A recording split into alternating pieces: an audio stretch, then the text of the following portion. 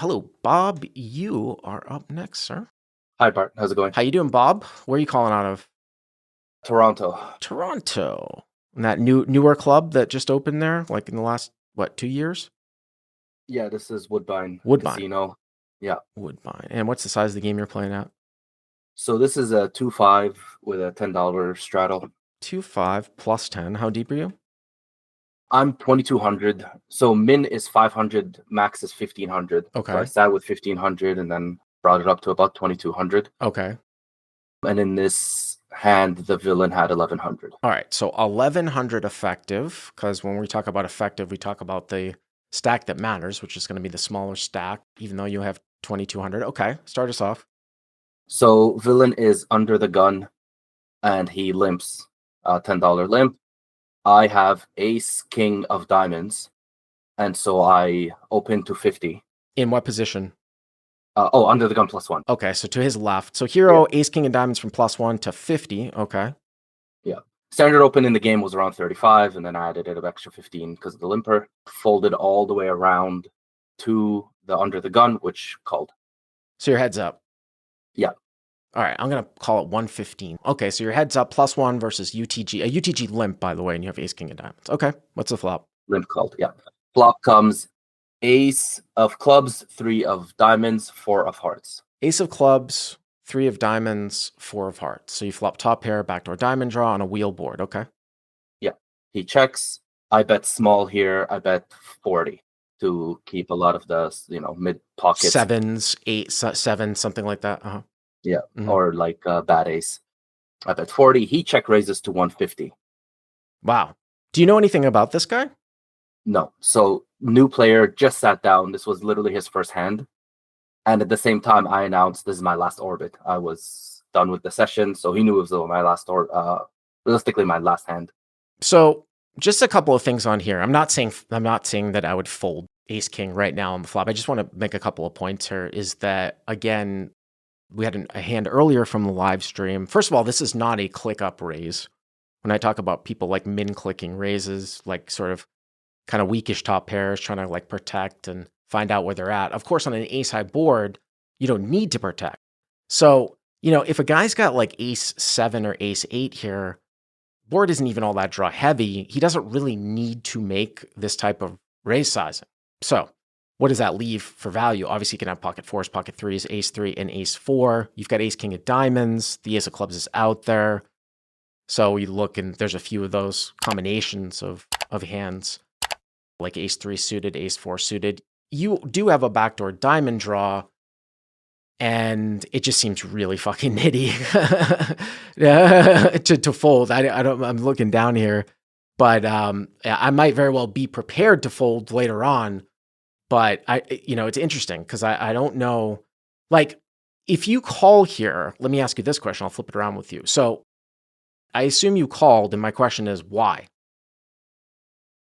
Okay, so he does have some value. I was thinking ace 3 suited, ace 4 suited. Yeah. Like ace 3 spades and ace 3 of hearts, and then ace 4 of spades are all there. Mm-hmm. As well as some bluffs, like 6-5 suited, he might do this with. So I was thinking I have to call to see a diamond or a king. And of course, if he's 6-5, he's still going to barrel. There's no way I raise, in my opinion, because he still has the pocket 3s, pocket 4s. I was not worried about deuce 5. I don't think that was a hand I'd have to worry about the straight there. So I was just more worried about the pocket 3s, pocket 4s, and the 2 pairs. Well, I mean, yeah, that's a lot of hands. I mean, I think I would counter to you is that it would be pretty. I mean, for this guy to have 5-6, I mean, I assume he's not limping in with 5-6 off. So it's only 4 combos of 5-6 suited. And again, you look at this though on an ace high board against a pre-flop raiser who's making it 50. The 5-6 is not raised that much on ace 3-4. It's not like, I mean, you didn't go stupid small anyways. The type of player check this out. The type of player that limp calls 5-6 suited from under the gun, do you think that that's the same type of player that check raises to 150 on an ace 3-4 board with 5-6?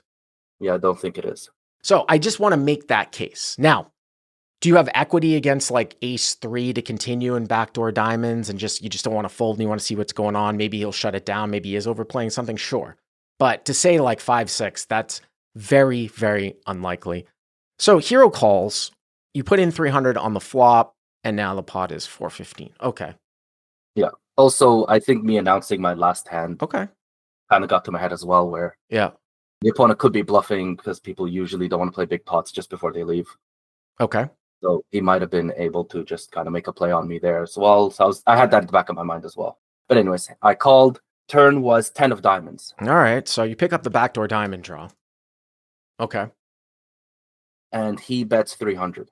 Okay. So he check raised to 150 on the flop, and now he's still pounding here for 300. Now, again, very, very unlikely that he ever had ace 10 here anyways, I don't think. So, I mean, and now just once in a great while, it picks up top two. But I mean, I really do like to use bet sizing patterns when people raise me as the preflop raiser. And this is not the same bet or less. I would almost guarantee that this guy probably has ace 3 plus the way that this is played. Now, you've picked up backdoor diamonds. So now you have a decent amount of equity against ace 3 and ace 4 because, you can. I mean, if he's got ace 3, you've got what, 3, 6, I mean, almost like 15 outs. He's betting 300. Plus, there's always the chance too that, if he has a set and you bank a diamond at the end, you can get his whole stack. So UTG bets 300, and I think we've got a square call here. Correct. Now, let me ask you this question. So let's say the turn was the 10 of spades, no backdoor, and he bets 300. What would you have done? I'm leaning towards a fold, but I would maybe side call, but most likely fold at that point. I needed the diamonds to have outs against the sets.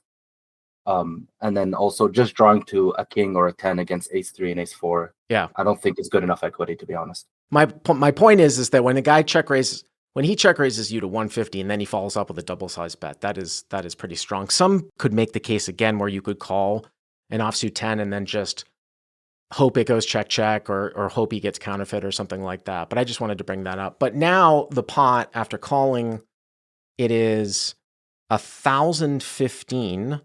You guys started 1,100 effective, so he only has like 600 left, right, in his stack. Correct. Just over half pot, yeah. Okay. All right, so ace of clubs, 3 of diamonds, 4 of hearts. Turn is the 10 of diamonds, and hero has ace, king of diamonds. Okay, what's the river? River is 10 of hearts. The 10 of hearts? Yeah. Counterfeiting is ace 3, ace 4s. Wow, that is... Okay, so so ace 3, 4, 10, 10. Yeah. Now, if he checks, now things have turned around, right? You have very easy value bet to get called by ace 3, ace 4, I feel like. So I think that this card has helped you. Obviously, it doesn't help you against a set of 4s or set of 3s. Okay, now what does he do? He jams. He sat there for about maybe 5-6 seconds and then jammed. So UTG jams. By the way, there is one hand that I may have washed over here that we could have sometimes brought up, which is, if you don't know this guy, the possibility of him also having ace king.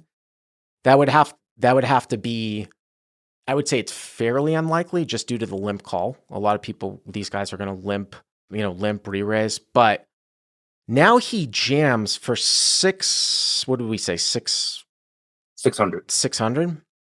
Here's the thing, man. I mean, I know this one seems very tough, but I have done so many hours, even recently too, of live stream commentary and play. I know it's 2-5 plus 10. It is so infrequent that I can see a player capable of somehow trying to put together that he's now counterfeit with ace 3, ace 4 and chooses to bluff with ace 3, ace 4. That's in Matthew Wright says he's not jamming ace 3 or ace 4 now. Now people are saying easy call, easy call. And in actuality, it might be a bad card for you because it might goad you into calling, and he had pocket 4s, pocket 3s the entire time. Now, if he were to always bet ace 3 or ace 4 as a bluff, I mean, the pot's 1,600. It's 600 for you to call. But my main question here, and again, what I have observed, is that guys are very, very happy to just check. Now, again, this is a guy that limp called from under the gun. Although once in a while you see kind of a spaz factor where the guy doesn't know what to do. He has no idea why he's betting, and he just does it anyways with ace three, ace four. But I mean, again, there were what? So there were two combos of ace three suited, and there were only one combo, because you've got diamonds, of ace four suited. So two combos of ace three suited, one combo of ace four suited. So three combos of ace three / ace four, 6 full combos of pocket threes, pocket fours. So right there, you're already at like the 2-to-1 ratio. But then when you get this river, though, absolutely not all I don't think any of the ace three, ace fours play this way, but all the sets would play this way. So even if he did this even 1 out of 3 of the combos of ace three, ace four, you're left with one of those combos and still 6 times more value. Or even if he did it 2 times out of the 3 that he turned that into a bluff, you're at 2 and 6, and you're not getting 3-to-1, right? The pot's 1,600, it's 600 for you to call. If it was 2 and 6, you would need it to be 1,800, 600 to call, just looking at value to bluffs. So there's not that many. Now, if you say, well, the guy, he plays ace 3 and ace 4 off, I would counter that by saying, if he's a type of guy who's going to limp call with ace 3 and ace 4 off from under the gun, he's not the type of guy that's driving through here as a counterfeit bluff. So I think there is also a small chance of ace king, because in these games, a lot of players played very passive pre-flop, and then when they see an ace or a king, then they fast play it. Right. I mean, right. You get right. You can have some chop equity here too. I mean, that will definitely, change the equation. But my only point here is that if you guys believe me in the sense that ace 3 and ace 4 don't run a counterfeit bluff here almost always at this level, the 10 doesn't change anything. Yeah. And if he checked, I was going to bet. Sure. Probably all in myself. Because of the 3 combos of ace 3, ace 4 suited that are out there, they almost all check. So when he checks, that's way more likely to be ace 3, ace 4 than pocket threes, pocket fours. But when he bets here, it's more likely to be pocket fours, pocket threes. I'm going to guess that you called. I don't know the result. Yeah, I called. And what was the answer? What does he have? Pocket fours. Pocket fours. Yeah. Well, again, I don't think that anyone's going to get, I don't think it's, you made any type of huge mistake, but I did want to talk through that. I just think it's interesting. Dude, there are some people on the flop that I could even find that fold on flop. I mean, I know you had backdoor diamonds too, as well. What if you didn't have backdoor diamonds on the flop? On the flop, I'd still call, but once the turn doesn't improve me, I would consider the fold then. Yeah. But the 10 of diamonds just made me commit to the hand. Yeah. Hey, thanks a lot, Bob. Appreciate it.